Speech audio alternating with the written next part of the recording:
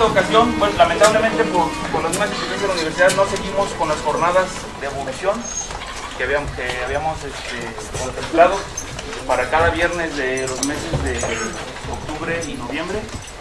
Pero bueno, rescatamos algunas y en esta ocasión tenemos el gusto de tener aquí al doctor Francisco Javier García de León.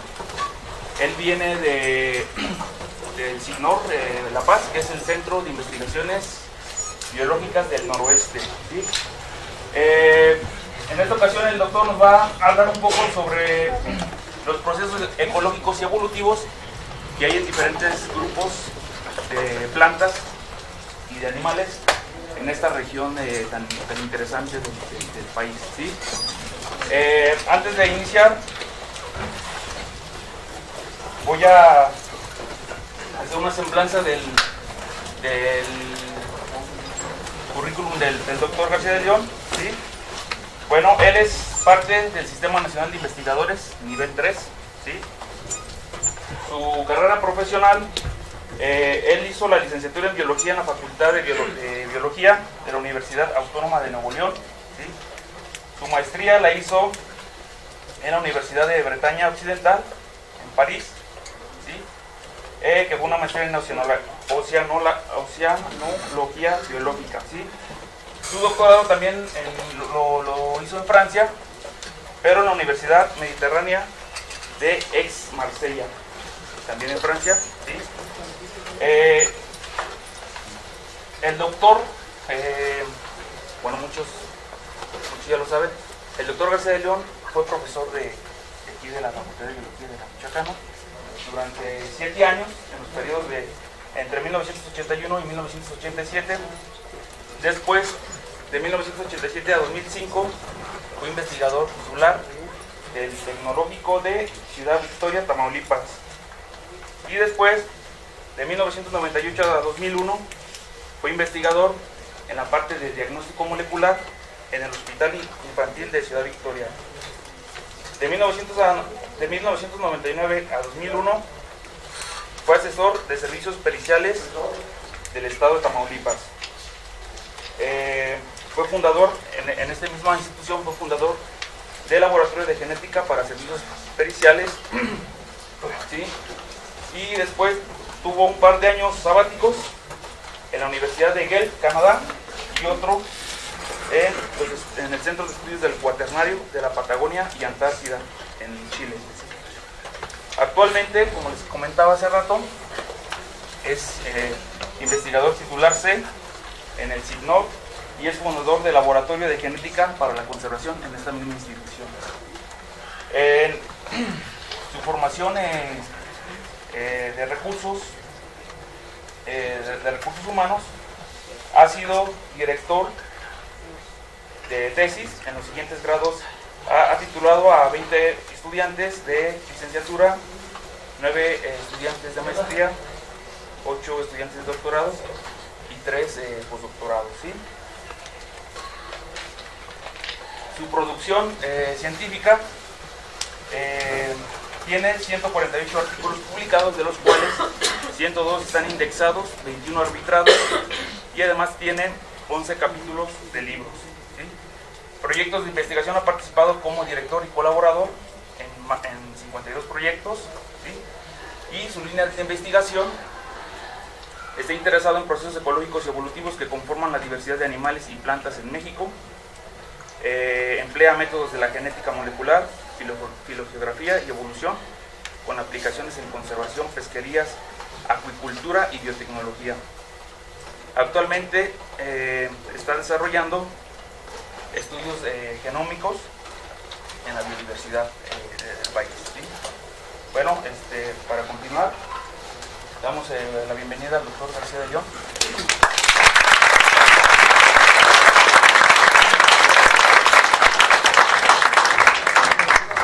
Rápido, y aunque no lo crean, yo creo que si ahora me veo más acabado que él.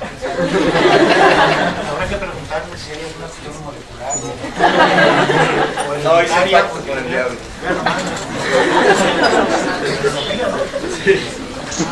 Bueno, pues voy a... Esta estar con ustedes también de brazos caídos para apoyar a la gente del sindicato y como decía bien, gracias a Rodolfo Pérez por esta invitación.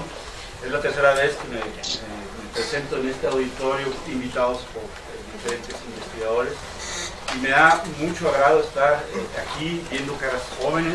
Esto me motiva mucho porque pues, donde estamos nosotros nos llegan gente ya con más edad, de maestría y doctorados, y ahorita los veo muy jóvenes y eso es estimulante. Bueno, Rodolfo me comentó que había que platicar un poco sobre evolución, porque había una semana de evolución, y le dije, bueno, pues ¿qué voy a hacer?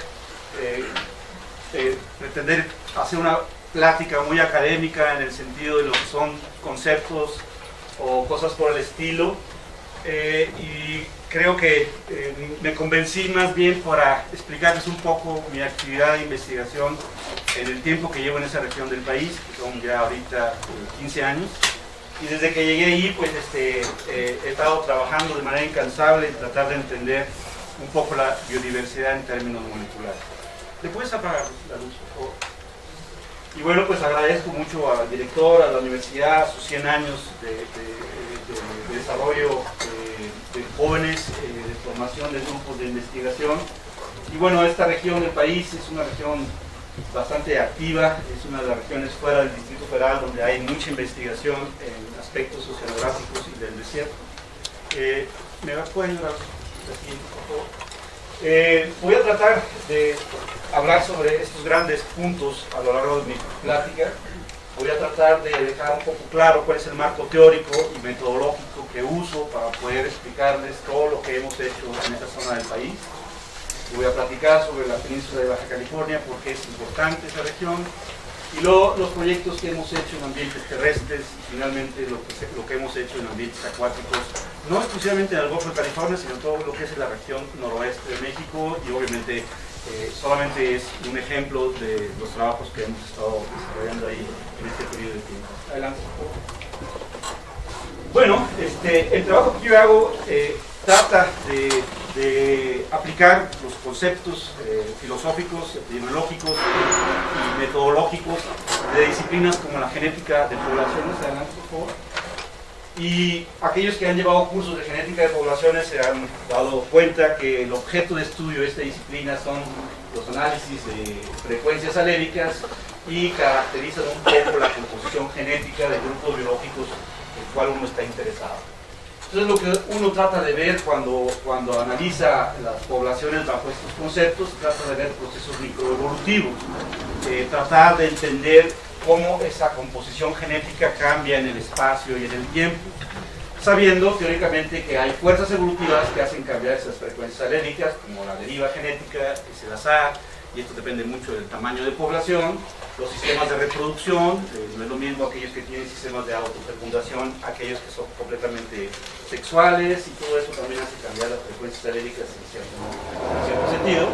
El proceso de dispersión de las poblaciones también hace cambiar las frecuencias aléricas en poblaciones locales, y depende de la tasa de migración que nos permite ver hasta dónde esas poblaciones pueden estar estables o modificadas. La mutación también es otro proceso microevolutivo, y obviamente la selección. Estos conceptos de alguna manera puedes meterlos para simular o para jugar mediante el proceso de binomial, que es, digamos, el equilibrio Hardy-Weber, el centro fundamental de la genética de poblaciones, que nos permite predecir los cambios genéticos de las frecuencias aléricas mediante un sistema de un locus, dos alelos. Pero esto también se puede llevar a hacer en multilocus, multialelos, y bueno, obviamente las fórmulas se vuelven más completas, pero cuando nosotros determinamos la estabilidad y sometemos a este equilibrio Hardy-Weber con diferentes combinaciones de fuerzas evolutivas, por ejemplo, deriva por migración, vamos a ver qué tanto cambian las poblaciones, qué tanto son estables, qué tanto comparten o qué tanto quedan como individuales. O cuando vemos deriva con respecto a mutación, vemos qué tanto esas poblaciones han mantenido una divergencia desde un periodo de tiempo pasado, ¿no? Obviamente todos los conceptos de esta disciplina fueron generados mucho antes que se hubiera producido datos empíricos. Fueron desarrollados por matemáticos, algunos de ellos muy relacionados con la agronomía, como Fisher, Wright y Handler, que expusieron toda la metodología teórica para el análisis de la diversidad genética, y ya con el advenimiento de las enzimas, después consecuencias del ADN mitocondrial, nuclear, y ahora con la genómica, pues siguen siendo válidas muchas de las cosas que se generaron teóricamente en esta parte. Adelante.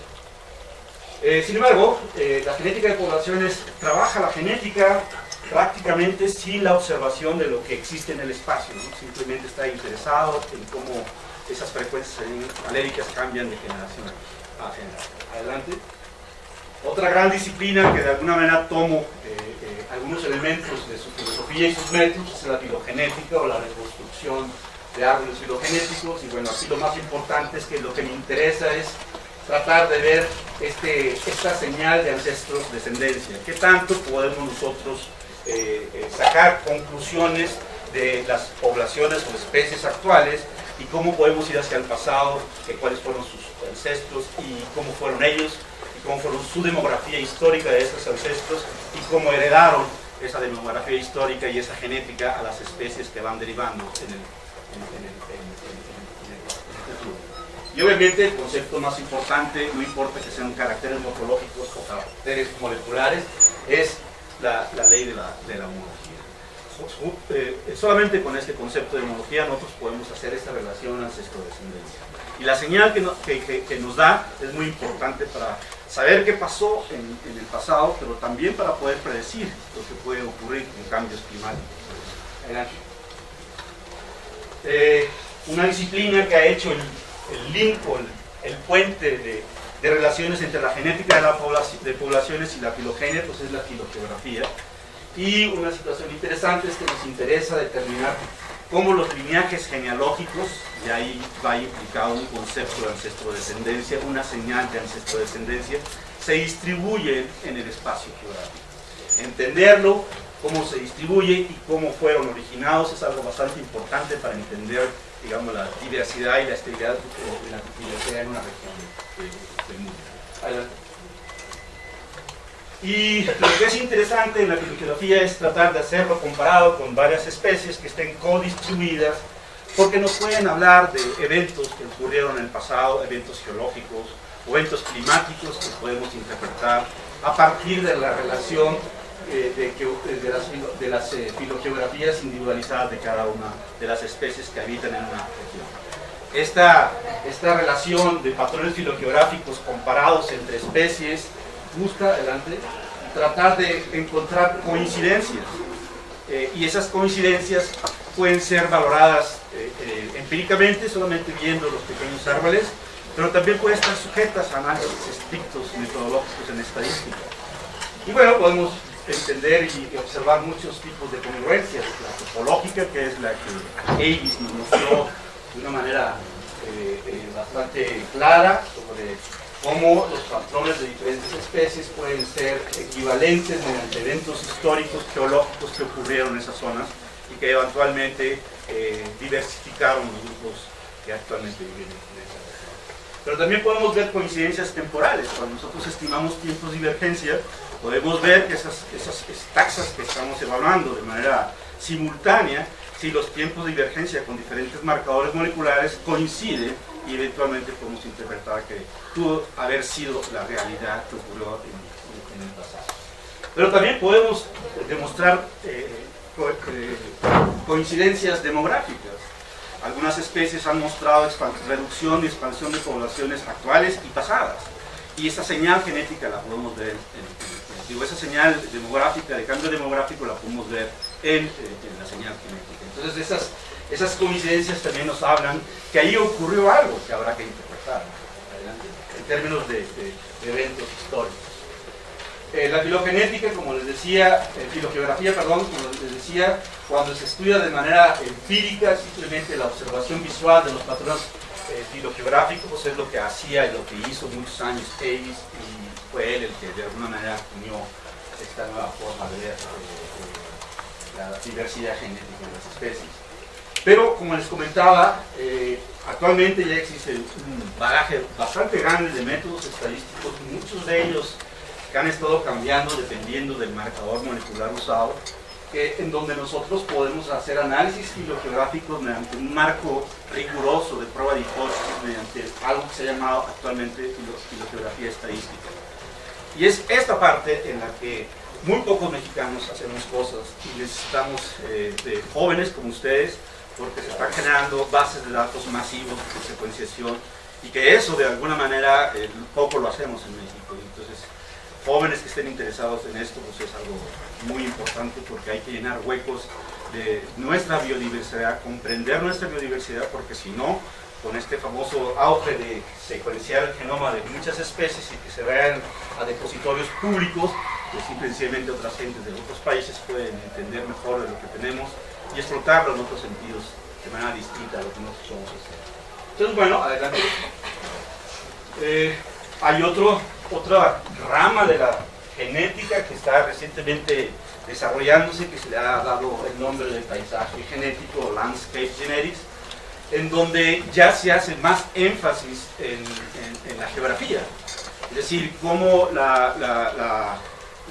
el paisaje físico, si es una montaña, si es un río, si es un mar, tiene características distintas de conectividad o desconectividad estructural que puede eventualmente utilizar la especie que tenemos bajo interés en el estudio para decir, bueno, por aquí sí se puede ir, pero por acá no. Por ejemplo, así algo muy lógico. En el caso de los elefantes, la distancia que ellos deben de recorrer de un lugar a otro, hay una montaña, pero ellos no se van por la montaña, aunque sea la distancia más corta, que es lo que manejan muchos modelos de aislamiento por distancia en genética de poblaciones.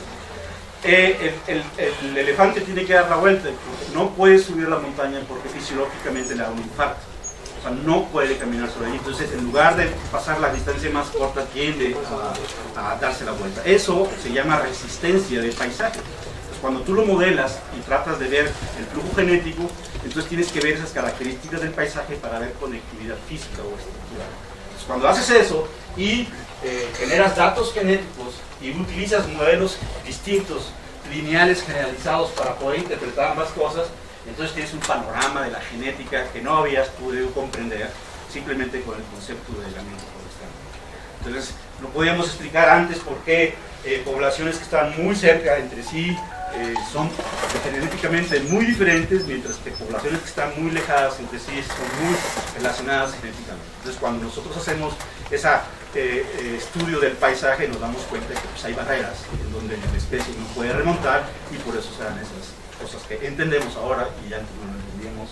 Y eso gracias al análisis del paisaje de una manera, digamos, de caracterización. Aquí todos los trabajos de GIS son importantes, sistemas de información geográfica, todas las bases de datos públicas de datos climáticos, datos edafológicos que están disponibles, son importantes para poder hacer este tipo de análisis. Y bueno, hay una cosa importantísima, no solamente en genética del paisaje, sino también en filogenética, en genética de poblaciones, es la simulación. La simulación es una herramienta muy importante que los mexicanos no nos hemos dado cuenta de que son necesarios, pero que nos permiten predecir riesgos, nos permiten interpretar lo que nosotros vemos al levantar información del ambiente y caracterizarlo con secuencias de ADN mitocondrial, cloroplásticos, con microsatélites, con enzimas o con genómico. Entonces, si nosotros vemos una caracterización genética cualquiera, ¿cuáles son las diferentes formas en que podemos ver ese mismo árbol filogenético? Pues sí, puede ser quizás una divergencia, pero a lo mejor no. Puede ser tasas de migración distintas y cuando nosotros simulamos eso nos podemos dar cuenta de eso. Usando la teoría de coalescencia y tasas de migración distintas entre el ancestro y los derivados, podemos simular y ver cuál es la probabilidad de la mejor explicación teórica, hipotética que damos a nuestros datos empíricos. Entonces, pues, la simulación es muy importante, que nos permite mediar hasta dónde estamos interpretando bien o mal nuestro trabajo de campo y de laboratorio. Bueno, muy rápido. Lo que aquí se ve pues, es tratar de ver cuáles son las barreras y corredores que permiten a los individuos dispersarse y ponerse en contacto para hacer un intercambio genético. Nos permite hacer análisis de variables, temperatura, humedad, tipo de suelo, etc. Y obviamente lo contrastamos con las fuerzas evolutivas que de alguna manera pueden estar modelando esa composición genética que estamos viendo, tanto entre poblaciones como dentro de poblaciones. y las fuerzas evolutivas más recurrentes para hacer estos análisis es deriva, selección y migración o flujo genético. Adelante. Las preguntas que se hacen en este tipo de análisis de paisaje genético es qué variables del paisaje y su configuración describen mejor el patrón geográfico que yo estoy observando con los datos genéticos que levanto. Y obviamente el fijarse en corredores o lugares de conectividad son bien importantes para la interpretación del patrón genético. Adelante. ¿Y cuál es la escala espacio-temporal en que se está dando esta distribución? Esto es también muy importante porque, como voy a explicarlo más adelante, hay muchas explicaciones ad hoc, no necesariamente reales, pero que es lo que parsimoniosamente alguien que tiene cierta teoría puede interpretar, pero no necesariamente es la más correcta. Entonces, bueno, esto es importante, la parte temporal y espacial, porque nos permite entender qué es lo que está ocurriendo en una área que va adelante. Bueno, este es el marco teórico con el que hemos estado haciendo investigaciones a lo largo de estos años. Ahora voy a hablarles un poquito de la península de Baja California, ¿no? Adelante. ¿Por qué hacer estudios filogeográficos, genéticos, genómicos en esta región del país?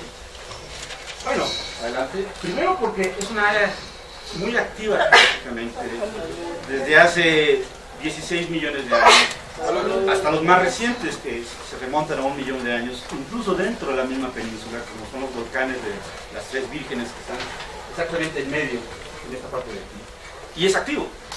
El Golfo de California justamente se forma por un evento geológico de separación de lo que es la península del continente. Adelante.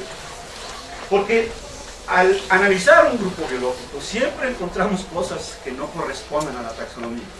Cuando tú analizas una especie y dices, bueno, voy a hacer un trabajo poblacional en esta especie, resulta que hay especies críticas. ¿Por qué? Porque la taxonomía es algo que se estuvo haciendo mucho en los siglos 1800, al principio de 1900, y ya casi no hay taxónomos, es una especie en peligro de extinción. Y bueno, cuando lo vemos que hay mucho más divergencia que la que eventualmente nos decían la morfología como se trabajaba. Entonces, encontramos mucha cripticidad a todos los niveles, especies estrechamente relacionadas, géneros y poblaciones dentro de especies que no se habían considerado que existían. Desde el punto de vista de la conservación, que es algo en la que yo estoy muy metido, identificar áreas importantes de conservación, pero no solamente como endemismos o áreas de alta diversidad específica, sino áreas de alta capacidad de evolución de grupos biológicos, porque eso es lo que va a persistir con y sin cambios climáticos. Entonces, trabajar con la vaquita, una especie que ya está casi en las últimas de su potencial evolutivo, pues resulta, digamos, ilógico de toda la cantidad de dinero que está gastándose para hacer y no se logra detener este proceso. Adelante. Y obviamente nos interesa, es una área rica en paisajes, rica en diversidad, es una de las áreas más productivas en términos de producción pesquera en todo el país. Y bueno, nos interesa que se encuentre estable, no solamente explotarlo para beneficios de algunos cuantos, hasta que se exterminen todos los abastecimientos biológicos, ¿no? Hay que tratar de que eso se haga permanentemente para que nuestras generaciones futuras puedan aprovechar y ver lo que ahora vemos de ese lugar. Es bello en términos paisajísticos, pero también es bello y muy productivo en términos de estabilidad económica del país.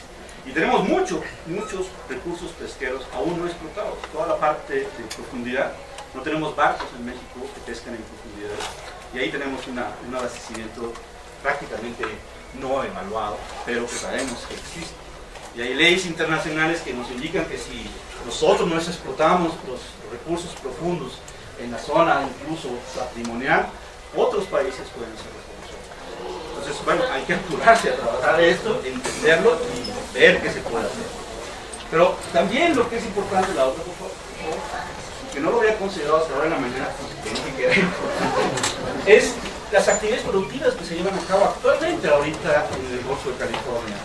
El desarrollo de minas para explotar oro por agencias mexicanas y canadienses, la explotación minera en el mar, el desarrollo turístico a veces desmedido, la producción pesquera a veces administrativamente mal planeada, mal manejada, mal programada, la acuacultura de encierro en el mar. Entonces genera un montón de cambios ambientales que eventualmente pueden tener un impacto en la estabilidad de la diversidad endémica que existe ahí, que tanto queremos proteger, pero nuestra propia actividad de estar sacando pesos vía estas actividades productivas no nos deja ver el grado de impacto que estamos haciendo. Entonces, bueno, ahí es algo en la que yo estoy tratando de incidir. Y bueno, este mapa lo estoy poniendo porque son los puntos en donde los Estados Unidos, junto con México, entre paréntesis, son lugares de alto potencial de producción petrolera. Entonces, si no nos damos cuenta, van a venir a empezar a explotar petróleo en una zona que ha sido considerada como el acuario del mundo, ¿no? Que lo considero así justo cuando lo estudió por primera vez en los años 60, 70. Entonces, bueno, esto tiene gran impacto y puede cambiar muchísimo la dinámica de la estabilidad de las poblaciones. Y como no sabemos nada, no sabemos cómo estaba, y si se hacen este tipo de acciones, pues no sabemos qué tanto impactaron. Y lo que vamos a ver es el reflejo del impacto, pero no lo podemos comparar con datos cruz, pero sí lo podemos modelar, y sí lo podemos simular.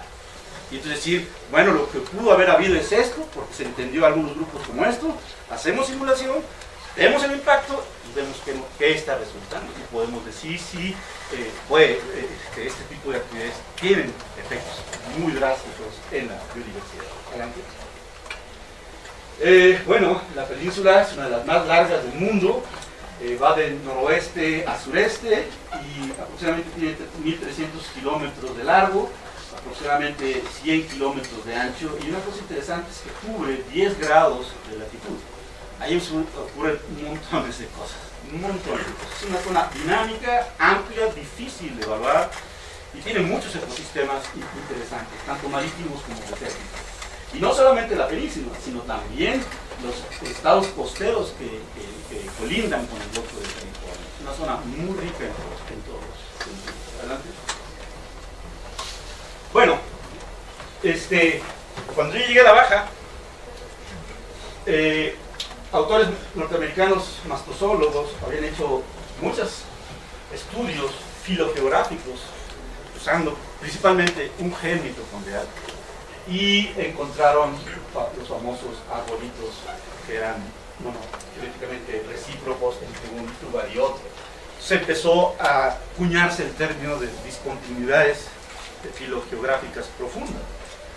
Y sin más, como una explicación ad hoc, empezó a decir, bueno, ¿qué es lo que conocemos de la geología? Bueno, que hace más de 5 millones de años el Golfo de California se estaba formando. Aproximadamente hace 5 millones de años había un protogolfo. Hace 4 millones de años empieza a agrandarse el Golfo. Hace 3 millones de años, de acuerdo a estos análisis, se presume la existencia de canales interpeninsulares que conectan el Golfo de California con el Océano Pacífico. En ese tiempo se formaron dos, uno en el norte y otro en el sur. Y más recientemente, más o menos hace 1 millón de años, en la zona del Vizcaíno se formó otro. Estas, digamos, hipótesis de formación de seaways o canales interpeninsulares, obviamente explicarían estos patrones filogeográficos. Como tal, no había datos geológicos y como filogeógrafos ellos teorizaron y lo publicaron en INAS. Bueno, muy bonito porque coincidía. Es una comparación, una filogeografía comparada y coincidía con las ideas, pero lo raro es que nunca calcularon tiempos de divergencia. Simplemente dijeron, bueno, así pasa, y pasa en esta región estos, por ejemplo, estos claros pasan uno en el norte y otro en el sur. Ah, bueno, si pasa ahí, entonces debió deberse a un canal interpeninsular. Es la única manera que puedas desconectar las poblaciones para que evolucionen de manera independiente durante la permanencia de ese canal interpeninsular. Adelante. Pero ¿qué sabemos ahora? De esa época a la fecha, este muchacho hizo un buen resumen de todos los artículos que se habían escrito hasta más o menos 2014, ya hay un poco más todavía, y cada una de estas columnas representa una especie de mamíferos, aves, anfibios, reptiles, insectos o artrópodos y cactáceos. Y lo que se demuestra ahí es dónde están estos rompimientos filogeográficos. En algunos grupos, y estos son los grados de latitud, en algunos grupos se presenta aquí, otros acá, etc. Y entonces un resumen de eso es esto. Entonces, bueno, aquí lo que estamos viendo, de acuerdo a las 40 y tantas publicaciones, se evalúa la frecuencia de la ocurrencia de ese rompimiento filogeográfico profundo. Y vemos que en la parte de los grados de 27 grados norte a 28 grados norte es, digamos, el punto donde más especies han mostrado un patrón de divergencia genética. Entonces, bueno, con esos datos en mente, pues uno pudiera pensar que pues hay más de los que Riedel revisó en el artículo de 2000. Y entonces, adelante. Eso también ocurre no solamente en la península, sino también en peces que viven al interior del Golfo y fuera del Golfo, en el Pacífico. Se han observado un grupo de peces que está constituido aproximadamente de 29 especies, que se llaman especies disyuntas, que solamente tienen representantes, una parte en el Golfo y otras arriba del Vizcaíno, no existiendo su ocurrencia en la parte sur. Y las evaluaciones que hizo Bernardi pues muestra que estas 8 especies distintas presentan este patrón. Coincidentemente, potencialmente con la presencia de un canal interpeninsular que ocurrió durante cierto periodo de tiempo y después de las glaciaciones dejó de efectuar, de tener ese flujo y quedando aisladas las poblaciones, tanto adentro como afuera del Golfo. Pero, adelante, también hay, este es un ejemplo, pero hay muchas otras especies más que pueden moverse libremente entre un lado y otro, viendo que hay parnixia, es decir, que forman una misma población, tanto las que están en el norte como en el sur. Entonces, hay de todo en esta región. No podemos hablar forzosamente de un grupo que explique una cosa que ocurrió en el pasado. Entonces, lo que motivó a Riedel tratar de explicar esos patrones es obvio el concepto de vicarianza, es un concepto geográfico muy antiguo, que lo retomó Riedel y dijo, bueno, si yo tengo una población ancestral, después de que ocurre un evento geológico como un canal interpeninsular o la ocurrencia de una orogenia, lo que ustedes quieran y gusten, en la medida en que se fragmenta el ecosistema también se fragmentan las especies o los grupos de poblaciones de especies especialmente relacionadas. Y cuando nosotros llegamos en la actualidad y hacemos algo genéticos, podemos esa coincidencia y decimos, es vicarianza, es la explicación ad hoc que yo puedo. Adelante. Pero, adelante. Hay una serie de cosas que quisiera puntualizar en relación a lo que ha ocurrido en esa región del país, que la mayor parte de los estudios filogeográficos realizados en este momento se han hecho a partir de un árbol generado a partir de un solo gen mitocondrial y en donde se dan explicaciones. Más adelante voy a decir por qué esto limita lo que se puede esconder la verdadera historia filogeográfica de las poblaciones o especies que se desarrollan en un ambiente como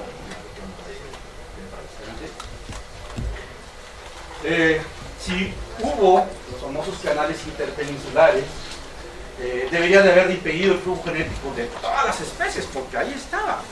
Y hay especies que sí muestran ese patrón y otras especies que no. Pues algo distinto está pasando. Otra explicación potencial puede haber.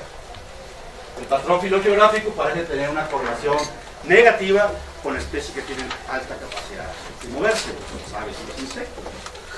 Y un cuarto de las 48 especies evaluadas no muestran un rompimiento filogeográfico profundo. Entonces, hay otras explicaciones potenciales. La tasa de migración es más elevada en análisis de insectos, ha habido extinciones locales y después expansiones de otras, y eso ha generado un patrón de esas que no coinciden con lo que la vicarianza nos está diciendo. Los rompimientos filogeográficos profundos deberían distribuirse no aleatoriamente, porque sabemos que están en la buena parte, pero cuando se hace el análisis de las 48 especies vemos que no se distribuyen no aleatorias, sino están en cierta relación. Adelante. Una pequeña fracción de estas 48 especies presentan un patrón en esa misma latitud, como estamos viendo aquí, o este otro que es más frecuente. Sin embargo, las evidencias geológicas y paleontológicas en la península de Baja California son escasas y lo que hay contradicciones. Y uno de los datos más duros en términos de estudios estratigráficos fósiles es el que se hizo en Santa Rosalía, en donde hay una estratigrafía que nos puede dar idea de tiempos de 6 a 7 millones de años, y donde sí hay registro fósil, pero solamente se encuentra en la región de Santa Rosalía. No se ve una estructura que podamos decir, bueno, atraviesa toda la península de California, como para poder decir, aquí hubo un canal interpeninsular, un seaways, o como lo quieran llamar. Adelante. Entonces, pues, los eventos vicariantes afectan a todos los losis, es otra idea. Si nosotros vemos que una especie está siendo afectada por un evento vicariante, pues entonces esperaríamos que todo el genoma estuviera de alguna manera afectado y que los losis en el genoma nos dieran la misma información. Y eso no conocemos mucho tampoco. Primero porque se han usado muy poquitos losis, muy poquitos genes dentro del loci ADN mitocondrial, y solamente algunos estudios de algunos losis anisomáticos. Adelante.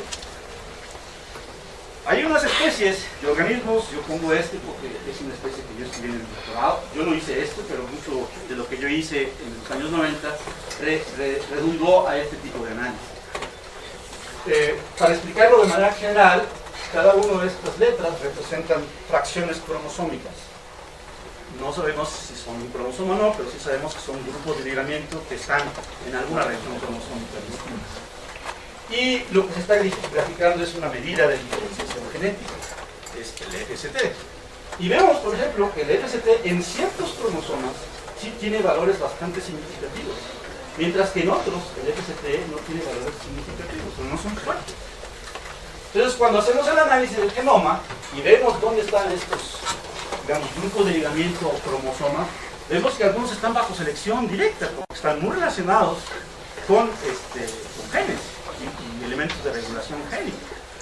Esos locis que están bajo selección muestran signos de clinas estrechas y sin introgresión, mientras que los locis que son neutros o casi neutros pueden recombinarse y también muestran clinas profundas, rompimientos filogenéticos profundos, divergencias grandes y un gran porcentaje de introgresión cuando tienes dos o tres especies relacionadas. Entonces, eso nos da a ver que hay mucho del genoma que no conocemos. Imagínense si estamos usando el nuclear y agarramos locis en donde la fuerza o la señal de FST es muy bajo, vamos a decir, bueno, pues hay transmisión. Simple y sencillamente no hay diferenciación genética. Mientras que otro grupo de investigación agarra unos locis que están en esta región del cromosoma y va a concluir que hay diferenciación genética muy fuerte. Entonces, es importante entender que tenemos también mucha información heterogénea en el genoma. Por eso la importancia de evaluar prácticamente datos masivos y entender qué elementos, si estamos hablando de SNPs, como marcadores moleculares, están ejerciéndose presiones de selección, molecular, para poder interpretar lo que queremos hacer en términos de biogeografía o filogeografía, etc. Adelante.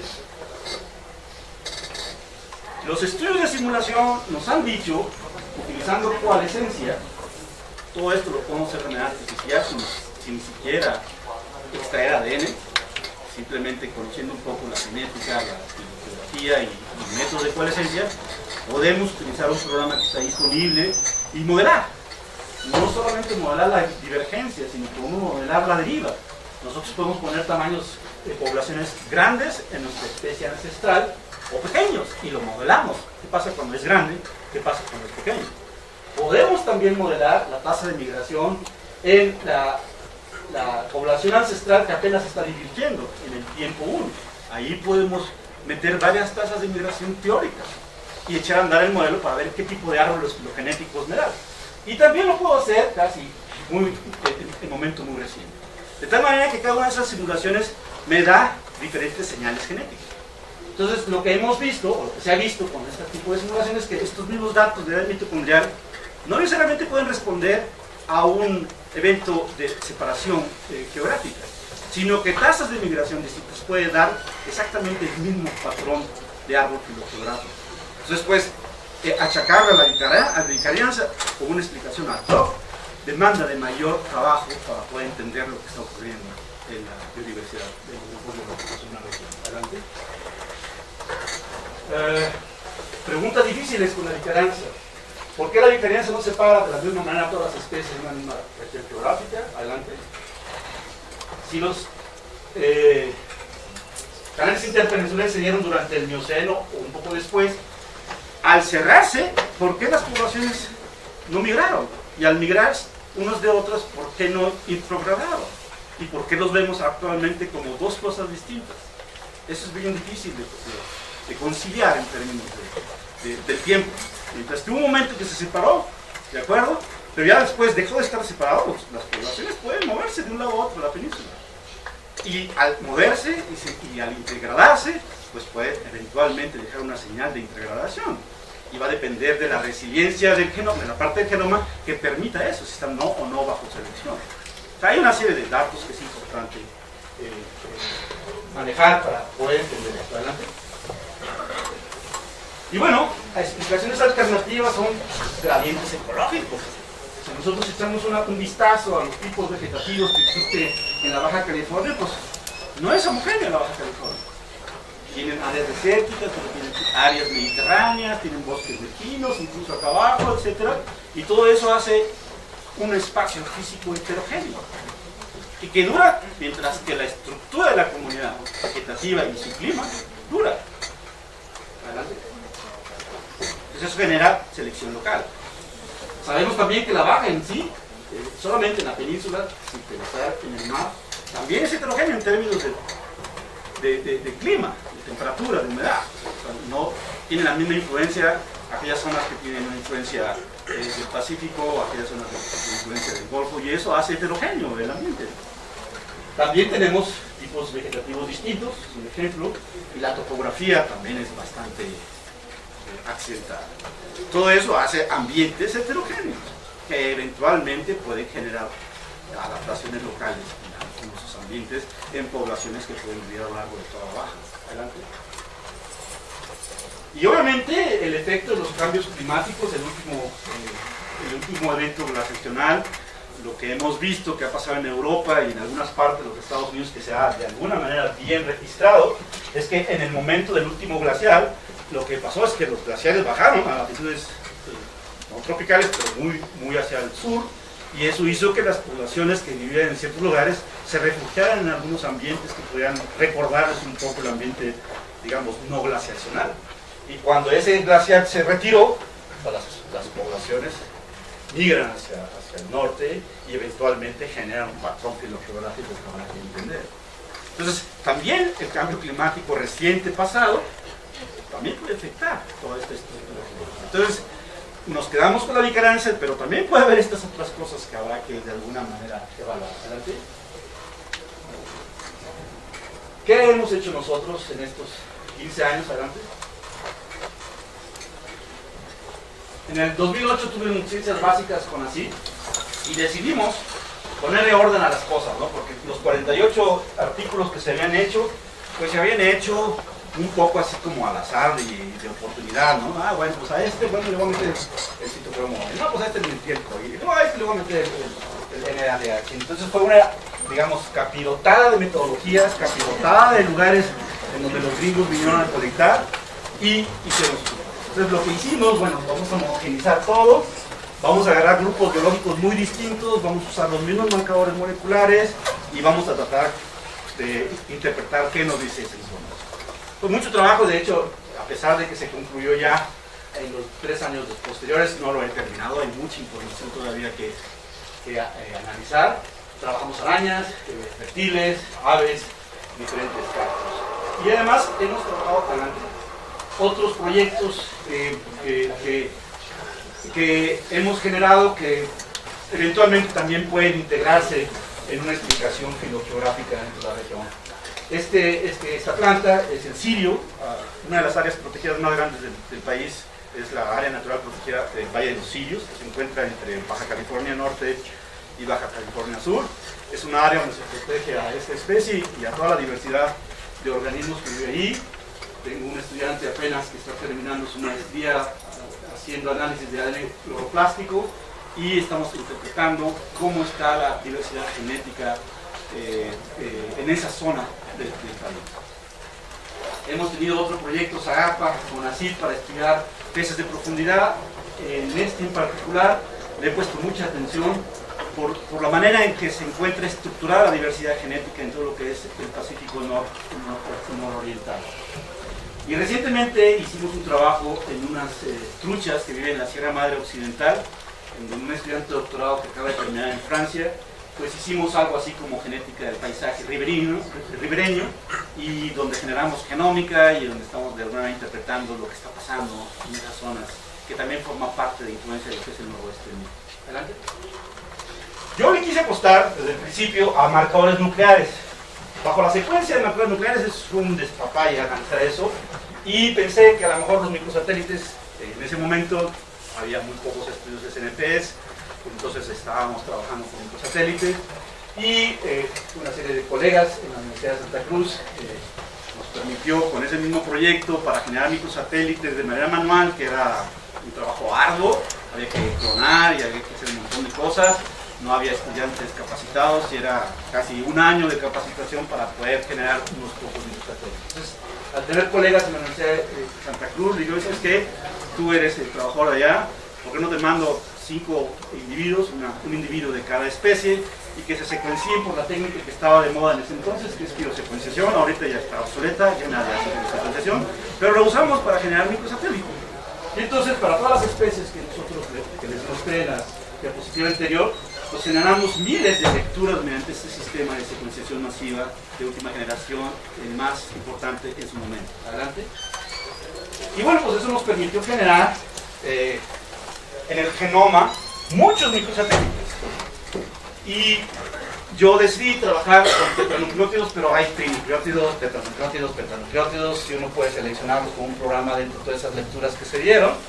Pero como vemos, pudimos generar muchísimos microsatélites tetranucleótidos, de los cuales podemos seleccionar algunos, mandarlos a sintetizar, probarlos y determinar el polimorfismo en cada uno de ellos. Entonces fue lo que hicimos.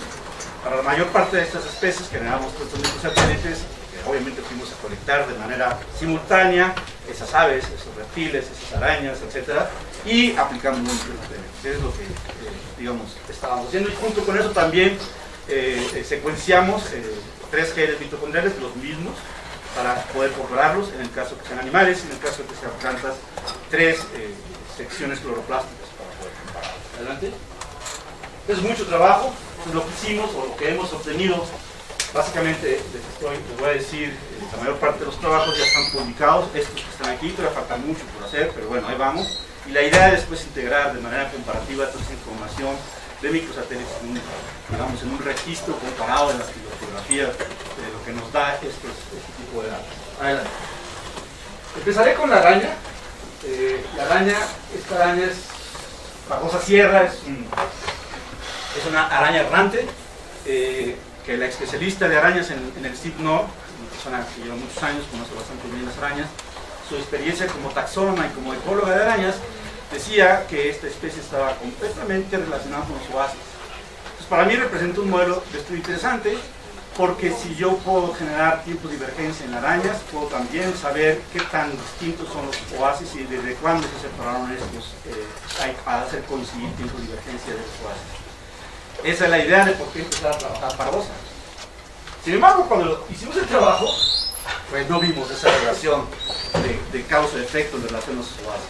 Al contrario, cuando generamos datos de secuencias del COI y datos microsatélites, pues vimos esto. Adelante. La vicarianza en esta zona, acuérdense, puede ir entre 1 y 3 millones de años, y lo que nosotros encontramos, antes de eso, mi estudiante doctorado de esa época se tituló con el estudio de cripticidad de las especies.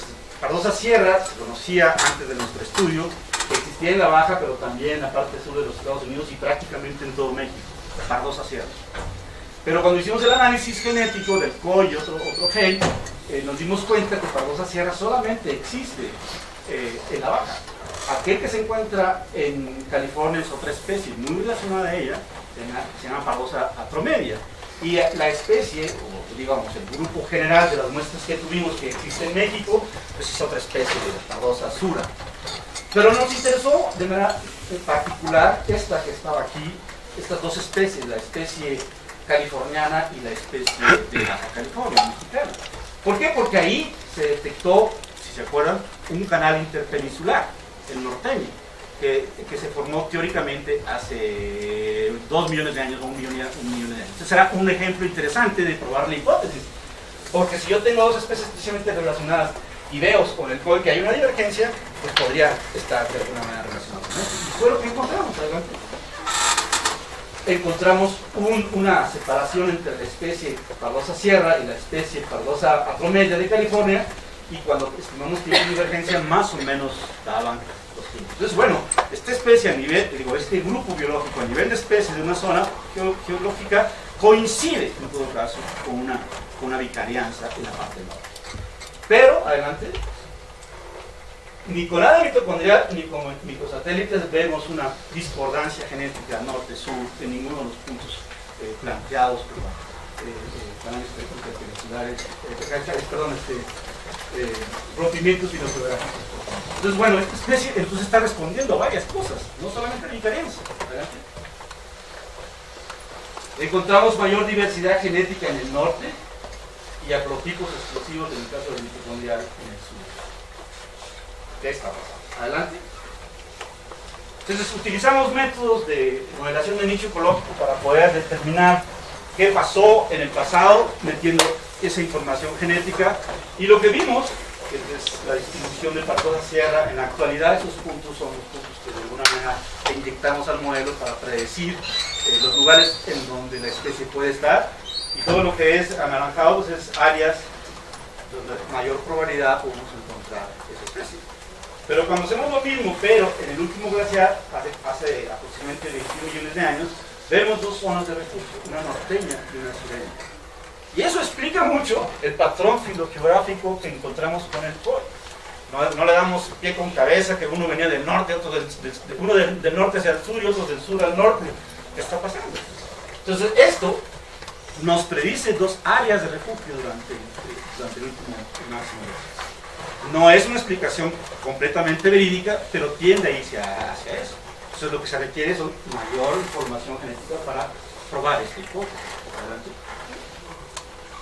Entonces, pues, resumiendo, para esta especie hay un evento vicariante que la araña respondió en la parte norte, pero a lo largo de la península, fluctuaciones climáticas recientes históricas y la dispersión explican el patrón geográfico encontrado tanto para nuestros satélites como en el Adelante. En otra especie, este reptil, utilizando nada más microsatélites, es una tesis de maestría que también ya fue publicado. Se usaron 15 microsatélites y encontramos 3 poblaciones, una norteña, una sureña y dos barreras hacia el flujo genético, una que separa la norteña y otra que separa la sureña. El asunto es que esta especie, cuando formaban los canales interpeninsulares, no estaba presente en la Baja. Esta es una especie de origen norteña, de Arizona, en California. Y esta especie ha estado migrando en el tiempo geológico desde fuera de la Baja al interior de la Baja.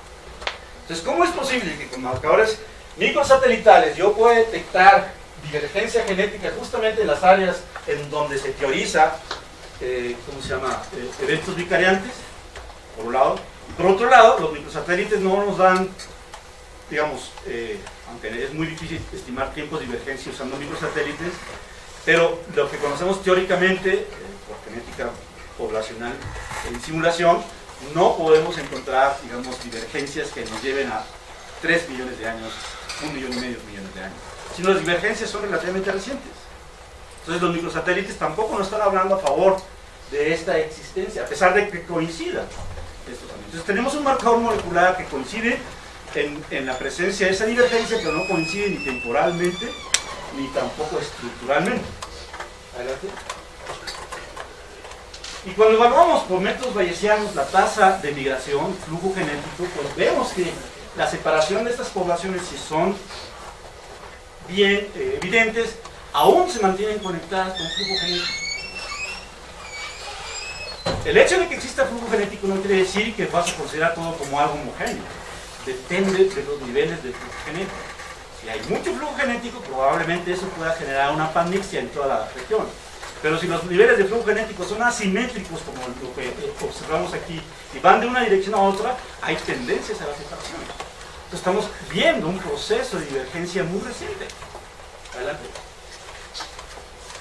Volvemos a usar modelación de nicho, y aquí es lo que se modela en azul, en los lugares donde en la época actual altas probabilidades donde encontramos a la especie, y en el último máximo glacial observamos que en la península de Baja California pudo haber habido un refugio durante el último glacial.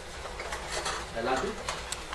Esto de alguna manera es, digamos, soportado, aunque no es una explicación clara, pero sí es soportado cuando analizamos la diversidad genética a lo largo de la Baja California, ya sea la heterocigosidad, los alelos, raros, etc.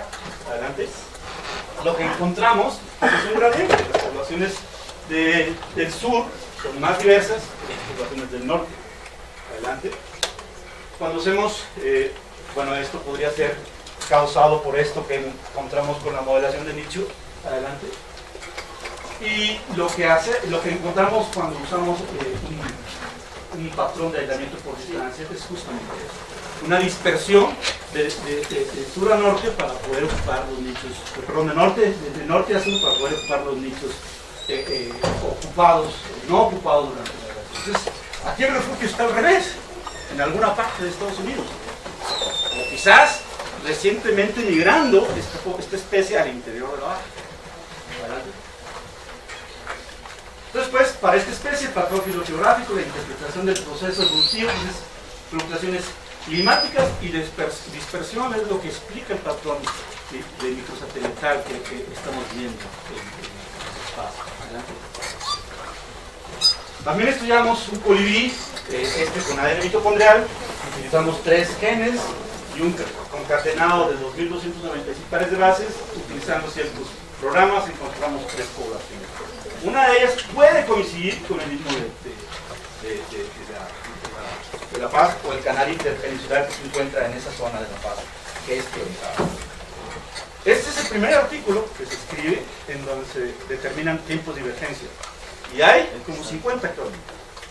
Entonces lo hicimos, o lo tratamos de hacer de manera muy rigurosa, adelante, en donde usamos la técnica de calibración, puntos de calibración en el árbol, varios puntos de calibración, 12 millones de años por registro fósil, que se ve por ahí en una ave, 10 millones de años todo el sistema orogénico de la Sierra Madre Occidental y el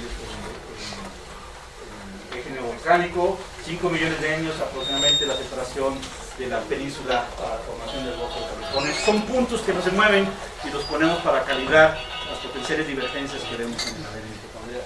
Adelante. Entonces lo que encontramos es que efectivamente también tenemos un colibrí. Este colibrí, el Ilocaris cantusi, es endémico de la Baja. No existe en otra parte y solamente se distribuye de aquí a esta zona. No hay ni para el norte ni para acá. Y la única especie que hay en el continente es una especie hermana, es Ilocaris leucotis, muy parecida. Pero su divergencia coincide, tiempo de divergencia de 3 millones de años, coincide con la formación del Golfo de California. Hay diferencias entre eso. Adelante. Para las poblaciones de Santurce, la endémica, pues sí coincide un poco con la parte de la formación del mismo, aproximadamente 3 millones de años, pero hay una colecta,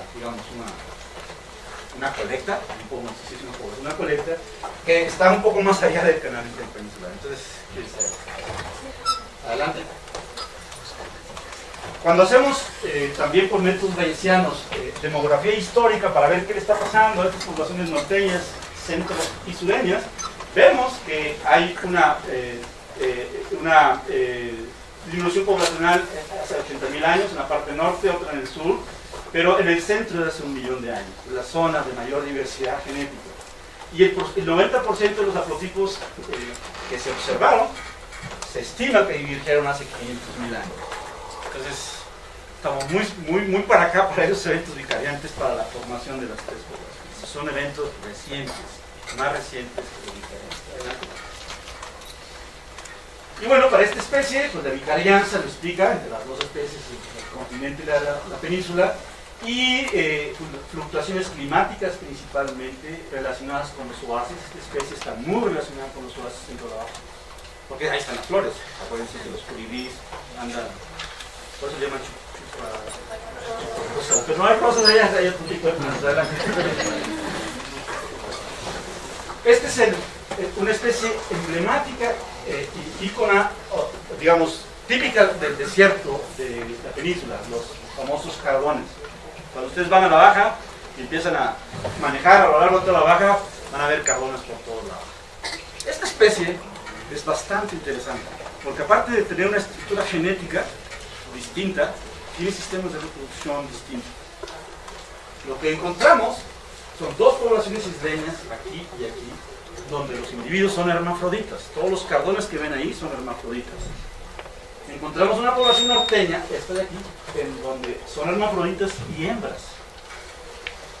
¿Okay? Mientras que en la parte sureña, esta de aquí, son machos, hembras y hermafroditas.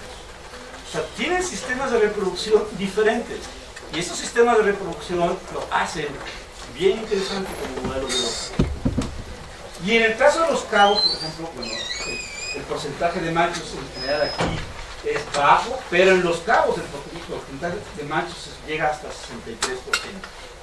Eso nos explica por qué nada más en una región hay machos, por qué en la otra nada más hay hermafroditas, que son las islas, y por qué en el norte hay hermafroditas y hembras. Acuérdense que esta especie forma flores y tiene polinizadores. Entonces, lo que vimos fue una expansión de sexos. La posibilidad de qué sexo tiene más capacidad de colonizar nuevos ambientes es lo que encontramos con los datos genéticos al cruzarlos con los sistemas de reproducción.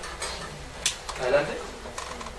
Entonces ya no estamos hablando ya ni siquiera de vicarianza y posiblemente cambios climáticos, pero estamos hablando ya de la biología misma. Es decir, de sistemas de reproducción. En el caso de la otra especie de araña, estamos hablando de hibridación, porque yo le aposté por hibridación y tuve un estudiante de doctorado en donde estudiamos la conducta, hicimos un aparatito para poder saber cuál era el cortejo sexual de los machos y hembras en el caso de la pardosa de la baja y los machos y hembras en el caso de la pardosa que vive en California. Y tienen patrones conductuales de reconocimiento sexual distintos. Entonces lo que queremos hacer es ir a esa zona, buscar híbridos y hacer estudios conductuales y genéticos para poder determinar si la hibridación o el proceso de hibridación está generando que le estamos ahorita achacando a la vicarianza, pero probablemente pueda ser un proceso de hibridación. Lamentablemente no encontramos la especie sino hasta Berkeley, y teóricamente debió haber estado en San Diego, lo que nos habla un poco del cambio climático, que está calentándose el globo, y esta especie es sensible a la temperatura y tiende a irse hacia el norte donde las temperaturas son más templadas. Y ahí hay todavía una investigación por realizar. Bueno, en el caso del cardón, vemos estas dos poblaciones, un aislamiento por distancia, hacemos también modelado de nicho y encontramos un refugio en el sur. Un refugio donde había machos, hembras y hermafroditas. Después del cambio climático, después de la glaciación, solamente las hembras con los hermafroditas migraron hacia el norte. Los machos no tuvieron la capacidad de irse hacia el norte, que es lo que vemos ahora. Entonces, bueno, aquí ya estamos explicando un proceso de migración con un sistema de reproducción de una especie altamente exitosa. Y bueno, pues fluctuaciones climáticas son los que de alguna manera explican el patrón filogeográfico y variación geográfica de las tasas de autofecundación asociadas a la capacidad de colonización de los sexos. Y obviamente las islas tienen otra interpretación que todavía no sabemos qué pasa. Y además hay un polimorfismo cromosomal. Hay poblaciones tetraploides y hay otras poblaciones diploides. Entonces imagínense, no hemos cruzado mucho esos datos con respecto a los sistemas de reproducción, pero algo interesante está pasando en la biología de la especie que nos permite o nos puede ayudar a interpretar esos patrones filogeográficos que observamos con marcadores. En este caso no hemos podido utilizar marcadores cloroplásticos. Usamos unos que no fueron polimórficos, estamos utilizando otros para ver qué nos dice el cloroplástico de esta especie. Adelante. En cambio, el cloroplástico no es una cactácea, es otro grupo de plantas, pero que vive como zona endémica en la región central de la Baja California, que es en Sirio. Usamos un cloroplástico, dos espaciadores concatenados de 1464 pares de bases en esta especie, que es el Sirio Pulcheria columnaris. Esta especie se distribuye nada más en esos puntos donde ustedes están viendo. En la Baja, prácticamente es la área natural protegida, una de las más grandes del país. Pero hay una área que también, hay una región geográfica donde también existe el sirio y en el continente, y que está desprotegida, no tiene ninguna protección. Entonces, cuando le metemos este marcador molecular, vemos una divergencia que remonta más o menos a los 5 millones de años, y es una divergencia típica que encontramos también en el colibrí, y aquí lo estamos también viendo en esta planta. Y aquí, en esta zona, es una zona volcánica, es la zona de volcanes, también hay una zona geotérmica que produce electricidad, y en esta zona tiene una actividad volcánica reciente. Vemos esas divergencias y las podemos estimar en tiempo. Si coinciden con la formación, o con, digamos, si ustedes viajan por la Baja en esa zona, van a encontrar kilómetros de lava hacia los ambos lados del camino, en donde les hace ver que hubo una erupción hace tantos millones de años. Coincide con esta divergencia que es. Entonces, la vicarianza con formación de volcanes está explicando parte del patrón filogeográfico. Adelante. En la biota acuática, adelante, esta especie de merluza es una especie que, por ahí también dice que estuve en la Patagonia, me llevó a la Patagonia para buscar a la especie, al grupo de especies, porque se distribuye a lo largo de todo el Pacífico y todo el Atlántico, y todas las merluzas que ustedes ven en el mundo son muy parecidas, pero tienen características bien interesantes. Esta especie la estudió una de mis estudiantes de doctorado, y lo que encontró primero es que nuevamente allí había una sobreestimación de especies, una especie que se llamaba Merlucius productus en la parte norte, desde Vizcaíno hasta Washington, otra especie desde Vizcaíno hasta Panamá, Merlucius angustimanus, y una población que podía estar distinta, que de alguna manera algún taxónomo la llamó Merlucius hernandensi, lo que estaba dentro del Golfo de California. Cuando analizamos la morfología y varios seres mitocondriales, lo que encontramos es que fue un gradiente, o sea, al final era una misma especie, pero un gradiente a lo largo de todo lo que es el Pacífico, desde Washington hasta al menos las muestras que tenía hasta Costa Rica. Entonces lo que encontramos, adelante, bueno, esta especie también, y todas las especies de merluzas están muy relacionadas a la upwelling. ¿Saben lo que es eso? Surgencias. Es, digamos, un movimiento del agua viene de abajo por las corrientes de aire, mueven la masa de agua y hace que todos los nutrientes que vienen desde abajo surjan hacia la superficie. Y son zonas muy productivas. Ahí es donde están las áreas pesqueras más importantes del planeta, en la corriente de Golfo de California, en la corriente de Perú, etc. Esta especie básicamente está relacionada a estos upwelling por dos cosas, porque ahí están sus alimentos más importantes, los ováceos, pero también cuando ellos se reproducen están muy cerca de los upwelling porque las larvas necesitan comer y comen de esas zonas altamente productivas. Adelante. Entonces lo que nosotros encontramos utilizando microsatélites, 8 microsatélites, encontramos tres poblaciones. Una población continua desde Washington, una área que se llama Washington, hasta Costa Rica, con un flujo genético simétrico. Está todo esto igual. A pesar que las merluzas de aquí, cuando ustedes las ven, son enanas y se reproducen en una talla muy pequeña. Pero no muestran, al menos señal genética que indique que sean diferentes. Pero la pizarra del Alto Golfo sí es realmente distinta. Y el flujo genético es asimétrico. Entran más de las que salen. Y hay otra población que observamos dentro de la zona de Puyo, que es una área cercana a Washington. Entonces, esta estructura genética del stock costero, de alguna manera es explicado por los estudios de migración de los reproductores. Los reproductores vienen en cierto periodo del año, acá producen sus huevos y luego los juveniles suben.